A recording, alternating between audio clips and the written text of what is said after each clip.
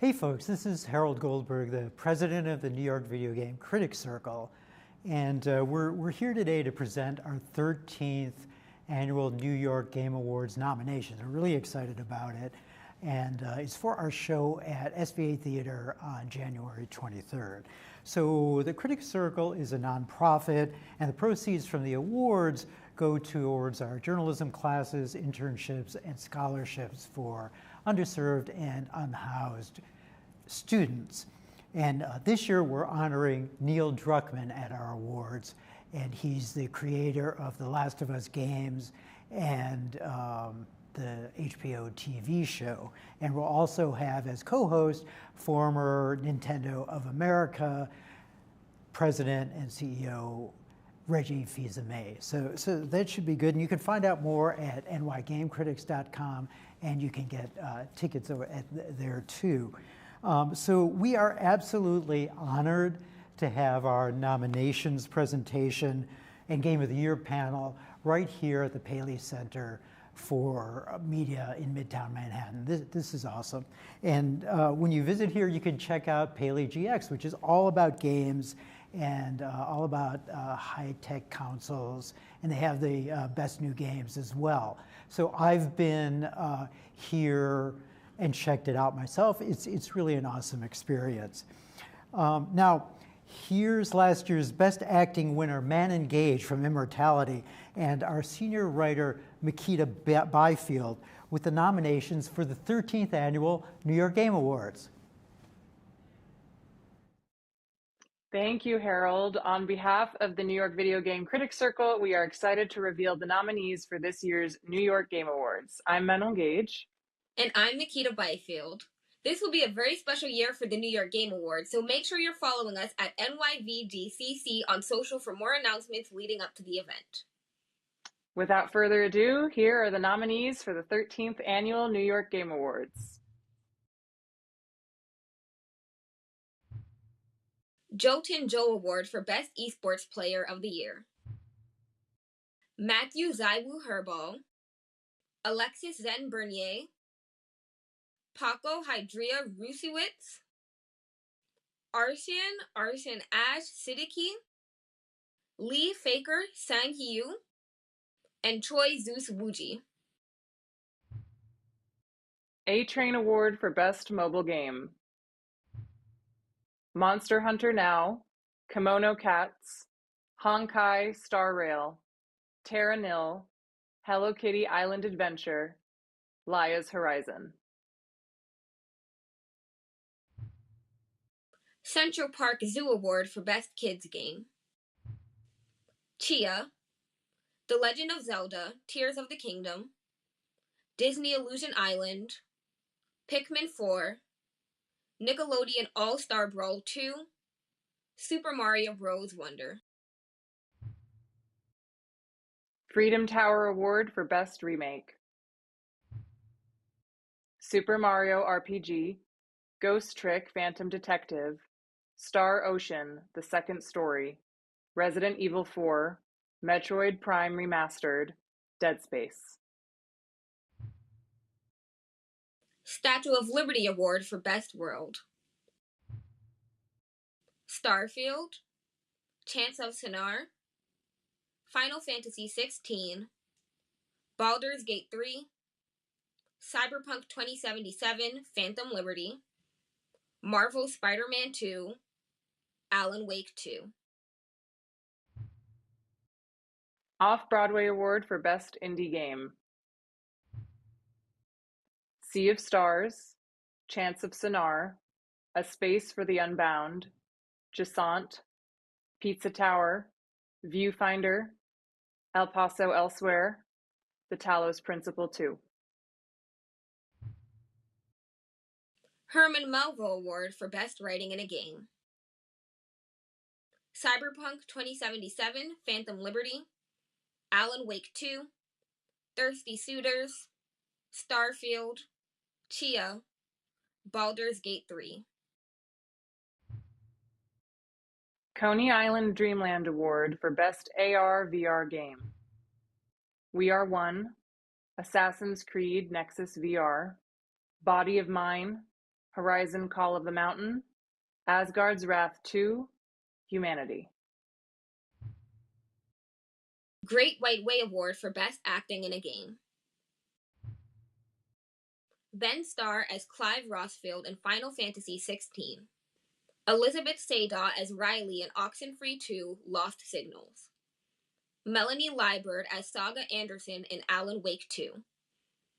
Idris Elba as Solomon Reed in Cyberpunk 2077, Phantom Liberty. Neil Newbon as Asterion in Baldur's Gate 3. Amelia Tyler as the narrator in Baldur's Gate 3. Tin Pan Alley Award for Best Music in a Game. The Legend of Zelda: Tears of the Kingdom, Hi-Fi Rush, Baldur's Gate 3, Final Fantasy XVI, Chia, Alan Wake 2. Chumley Speakeasy Award for Best Hidden Gem. Outer Terror. Conrad Stevenson's Paranormal PI. American Arcadia. 9 Years of Shadows. Videoverse. Slay the Princess. NYC GWB Award for Best DLC. Horizon Forbidden West, Burning Shores. Resident Evil 4, Separate Ways. Cyberpunk 2077, Phantom Liberty. Dead Cells, Return to Castlevania. God of War Ragnarok, Valhalla. Vampire Survivors, Co-op Mode. The Knickerbocker Award for Best Games Journalism. Andrea Long Chu, Vulture. Nicole Carpenter, Polygon. Brendan Sinclair, GamesIndustry.biz. Blessing Adeoye Jr., Kinda Funny. Ed Smith, PCGamesN.com. Hanif Abdurrajib, The Paris Review. Reed McCarter, Bullets Points Monthly. Big Apple Award for Game of the Year. Armored Core 6, Fires of Rubicon. The Legend of Zelda: Tears of the Kingdom. Alan Wake 2. Baldur's Gate 3. Starfield. Hi-Fi Rush. Marvel's Spider-Man 2. Cyberpunk 2077, Phantom Liberty. Those are your nominees for the New York Game Awards. 2023 was an exciting year for games. Congrats to all of the nominees. We hope you can join us live and in person on Tuesday, January 23rd at the SVA Theater in Manhattan for the New York Game Awards. The awards will also be streamed on the New York Videogame Critics Circle YouTube and Twitch channels. Thank you all for tuning in for this year's nominees. Now, enjoy a live stream panel from the Paley Center for Media with the New York Videogame Critics Circle as they discuss the best games of 2023. Take it away, Harold. Thank you so much, Manon and Makita. Manon was right. It's been an exciting year for games, and also it's been a surprisingly exciting year for games. So we have an esteemed panel here. Kamari Rennes has been a long-time writing intern for us and is making games now at NYU Game Center. Ronald Gordon is our Roundup columnist and associate mentor. Carolyn Pettit is here from Kotaku, and Jordan Miner is here. He's the author of Video Game of the Year, which is doing really quite well, I hear. So let's get to talking about some of the games of the year that we've seen. Kamari, you reviewed a big one and a long one, Baldur's Gate 3 for us. Can you talk a little bit about what that experience was like? The first thing I want to say is that I am so glad I was able to get that review code from you, because that was a fantastic game to play. It's been a long time since I've really been enamored with a game and like addicted to one. And yeah, Baldur's Gate 3 has definitely done that. I feel like it's been breaking boundaries, really. there's just so much content in the game, so many branching narrative pathways, so many interactions, and like gameplay opportunities and combat. And even when you finish the story, there's just still so much replayability. I think I'm on my 3rd playthrough now. It's just such a fantastic game. How much time did you spend on Baldur's Gate 3? Oh, wow. I think I'm around 100 hours right now, but during the time of my review, I think while I was getting used to the game, I had a 5-hour-long play session, and then when I added more to my review, I think I played for 11 hours straight. That's how much it just had me just trapped in the game. I think you said you were angry at it early on. Yes, yes. I will say Baldur's Gate 3 was not a game I was used to at first. I wasn't used to, turn-based strategy and stuff like that, let alone narrative games, because I'm more of an action person. But once I got used to the controls and like the sort of, Dungeons and Dragons inspiration and like, learning the mechanics, that's when I really, I went on autopilot. I didn't even realize that I liked the game until I finished my review. I feel the same way that you did, that it was, I played Baldur's Gate 2 when I was working for Sony Online Entertainment as editor-in-chief. And that was decades ago, and it was a steep learning curve as well. And I'd forgotten all about it, so this was a steep learning curve for me. So I'm glad you got through it and loved it. Yes, it's definitely worth it to get past that learning curve, because the story and gameplay is so rich once you finally understand it. So I love the game. Ronald, you played a lot of Armored Core 6, Fires of Rubicon. Can you talk about that experience? You also said it was a little like Elden Ring, our game of the year. Yeah, it last was year. Very challenging because it's very much outside of the normal format for FromSoft games, because it's very mission-based. It's not like there's a story, but you go through it by playing through missions. And I was so obsessed with it that I went through all 3 of the endings because there was so much character, so much world building, and so many emotions that you could feel just by being in a mech. And I loved every moment of it, and I loved all the different builds I came up with. I gave them each different names, actually based off of mountains. Based off of mountains. How long did it take you to finish it?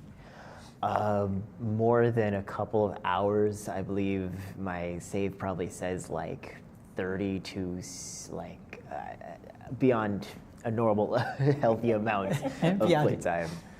And you also, I think, said that you liked the story. So can you tell us a little bit about the story?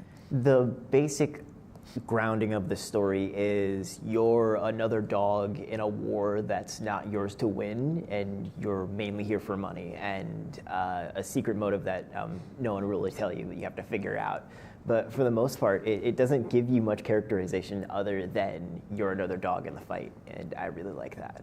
That's cool. So, Carolyn, you wrote a very long story for Kotaku about Alan Wake 2. Right. So can you talk to us about that experience? Did you play the first one? How different is this one? Yeah. It's an awesome game, too. Yeah. So Alan Wake 2, which was released this past year, it comes out 13 years after the original Alan Wake. And in that time, I think that it's fair to say that Remedy, the studio behind it, and its creative director Sam Lake, maybe hit some obstacles at times in trying to get Alan Wake 2 made. Hence the 13-year period between the original game and the new game.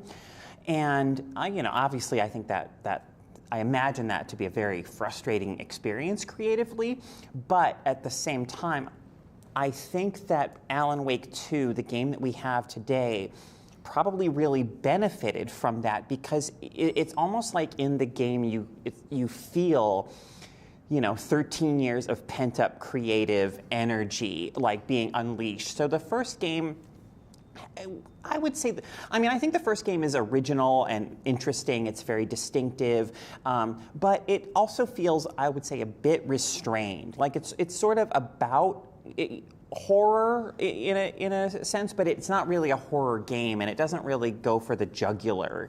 Whereas Alan Wake 2 is just, it's one of the most like creatively audacious, I would say, games in the mainstream big budget space that we've seen in a long time, where it does really want to scare you, to unnerve you. It does a lot of really innovative things with live action and with real actors to kind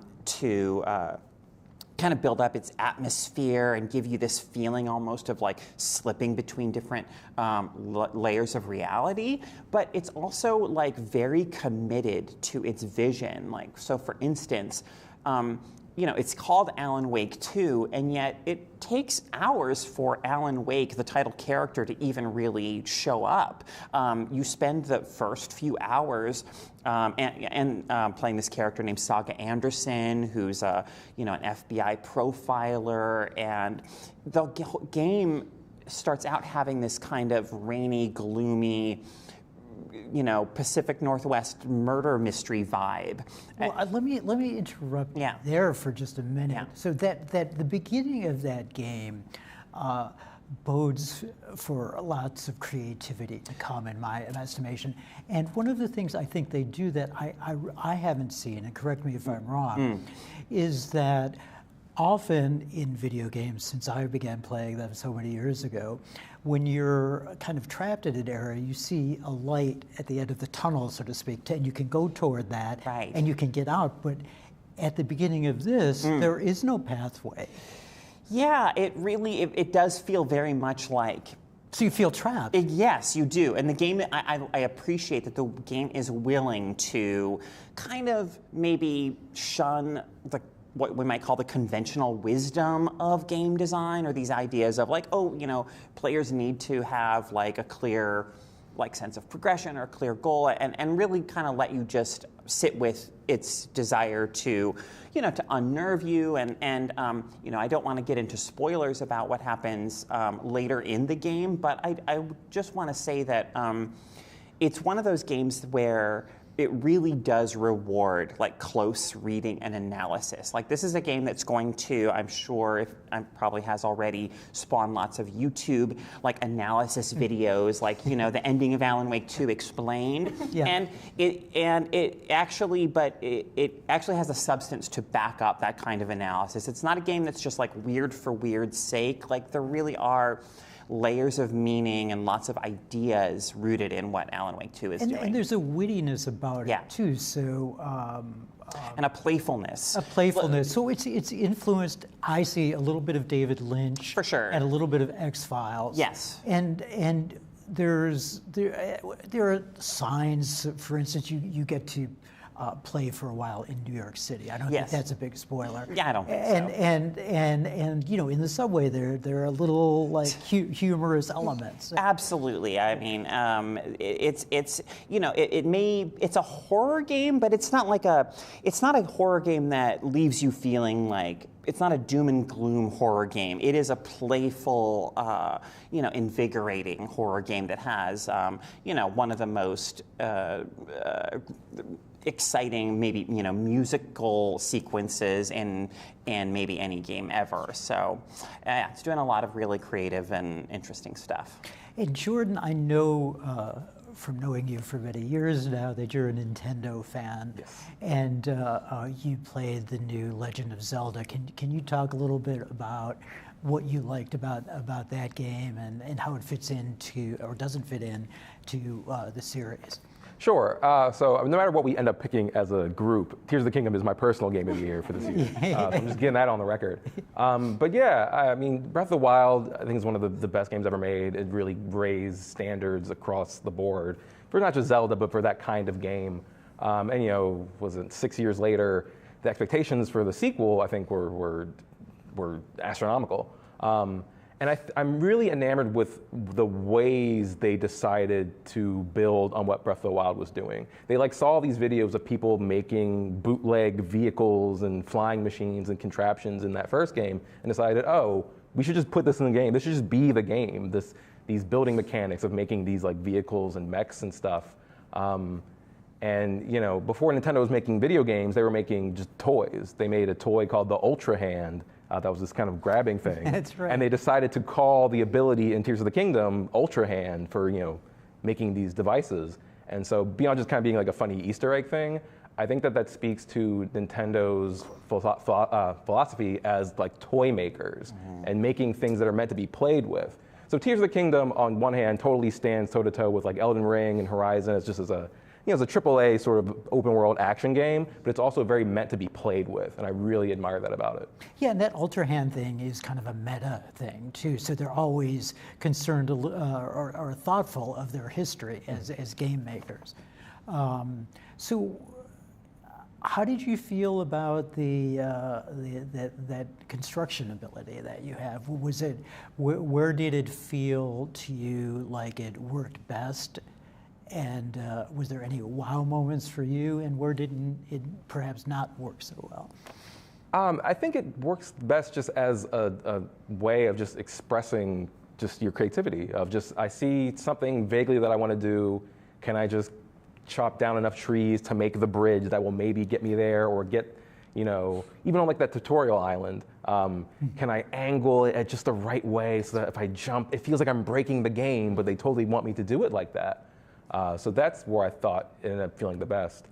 I also appreciate too that if you want, you can make these really like out of like mechs, like giant monsters almost people are doing with like, if you get all the batteries and stuff like that. But you don't really need to go that hard into it to play the game, to, you know, to get a lot out of it. I love that. Like I was intimidated at first because I thought I'm not an arts and crafts person. I'm not an engineer. So if this game is going to demand that of me, I'm out of luck. But I found that it was actually very inviting, and you know, even my just fumbling, like, well, okay, I'm not going to build a mech. I'll just like glue these logs together and sort of try to, you know, fumble my way out. And even that was like rewarded and encouraged. So I think, yeah, it's great how players, no matter your interest level or skill level with that kind of like, you know, clever building, like I think you'll be rewarded by that mechanic in Tears of the Kingdom. Yeah, and you know, I too, for like the first hour or so, I think the first bridge I built fell down a mountain. It's like, oh man, but it does reward you and has awesome moments throughout. Even the smaller moments are pretty cool. Also, Jordan, you played Spider-Man 2, as a lot of us did. What were your feelings about the new Spider-Man? Yeah, I think... Which also, by the way, is one of the longest-running series in video game history. I think there's 40-plus Spider-Man games. Right. Yeah, he's in Tony Hawk at some point, I think, too. Yeah, I think out of all these kind of modern, prestige, kind of Sony blockbuster games, Spider-Man is probably my favorite, because I like Spider-Man. But they do it in that game. They do a good job, I think, of making it make sense to have the two different Spider-Man. That's kind of a big, you know, you have Peter Parker and Miles Morales in this game. Yeah. And you know, beyond just their abilities feeling different, I like that in their storytelling. There's a cool split of, you know, when you're Peter Parker, you're doing kind of the more comic booky things, I feel, of fighting these kind of known supervillains and dealing with the symbiote and all that stuff. But I felt I was gravitating more towards the Miles Morales sections, where I feel like you were doing more you're just the kind of local New York guy, kind of helping people, which is kind of what I like more out of Spider-Man anyway, is that kind of more grounded street level stuff. Well, the depth of, like, for want of a better word, coolness of being in New York and doing so many things within the virtual city, which is fairly realistic, is pretty cool. You know, you, as Peter, I think, take a lot of photos of kind of normal things we see here in Manhattan and Bronx, and like people in carts, selling stuff. It's pretty cool that far, but it really grabs you from the beginning, where it's supposed to be a tutorial level, but it's just kind of gobsmacking in the sense that the action is so cool with Sandman in the first half hour. So. Yeah, you're like flung across the whole city, and they're kind of showing off the PS5's like SSD fast loading stuff. It reminds me a bit of the original God of War 2 on like PlayStation 2, I think. Right, it starts with the stunning battle against the Colossus of Rhodes. Yeah, I feel like it's this generation's version of that. This like intro that just like grabs you and has the spectacle and like demonstrates kind of the power of the console, but is also just like thrilling to play. Well, you're right, Carolyn, Sony was so innovative in introducing us to those giant monsters that take up the screen, and certainly with God of War. Has anyone else played Spider-Man? Not yet. My friend's a big fan, though. Yeah. So how about Starfield? How about, has anyone delved into it? I reviewed it. I think not to toot my own horn, but had the worldwide exclusive for the Washington Post when it first premiered. Pretty cool. So I thought it was pretty cool when it came out. And I was particularly drawn to non-playable characters, particularly this one.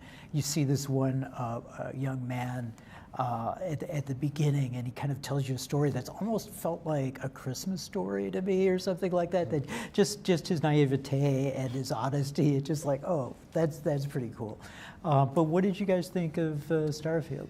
I didn't put as much time into it as I would have liked. I'm actually, probably taking a little vacation soon, and maybe that'll be my chance to like delve deeper into Starfield, because I think it's one of those games where it just, it feels so vast that I think that was the thing for me, is like early on I get a sense of just how huge the map is, the galaxy is, and of course the idea of having your own ship and being able to sort of set a course and just is thrilling. But it's also like, I'm gonna need some time to to dig into this. I agree with that. Yeah.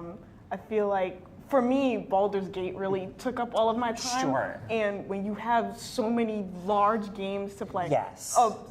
Speaking of all the nominees, I bought them all for Christmas, and I'm going to take my time playing them. Great. But it's that, thing of bandwidth. Exactly. I am already dedicating hundreds of hours to Baldur's Gate. I cannot do Starfield at the same time. I will say, like, to go back to Alan Wake 2 briefly, like, in this world of games that are, and I think Spider-Man 2 is fairly concise too for that kind of open world game. Like Alan Wake 2, is like maybe a cool, I don't know, like 15 hours. 15 hours is not like a short amount of time, but among games that are maybe, eager to eat up as much of your time as possible, it's kind of nice to just play a game that's, has a beginning, middle, and end, and 15 hours, you're kind of like, okay, I had a great experience with that, and now I can move on, right? There's something to be said, I think, for both approaches. Like, of course, I love those games that you can just get lost in for, I certainly spent well upwards of 100 hours with Tears of the Kingdom, so I'm not like criticizing that approach at all, but yeah. Ronald, you played a fairly shorter game that you were enamored of, which is called Hi-Fi Rush. Can you talk about Hi-Fi Rush? Yeah, Hi-Fi Rush. The most unconventional rhythm game I have ever played, and I'm like terrible at rhythm games, but I loved it because it had so much soul, so much spirit, and it had a main character, Chai, who feels like such like a comic book character in a world of gritty action heroes. I loved the energy of it, and just the whole feel of the game really kept me. I found myself sitting late at night, just hours, just playing through the game, getting down the rhythms, because it's a very fun game when you know how to match the pace of it, and it gives you a lot of opportunities to match its pace of, it's a rhythm game, play to the songs, play to the rhythms, and not only Hi-Fi Rush is the reason why I have at least 3 different Nine Inch Nails songs on most of my playlists now.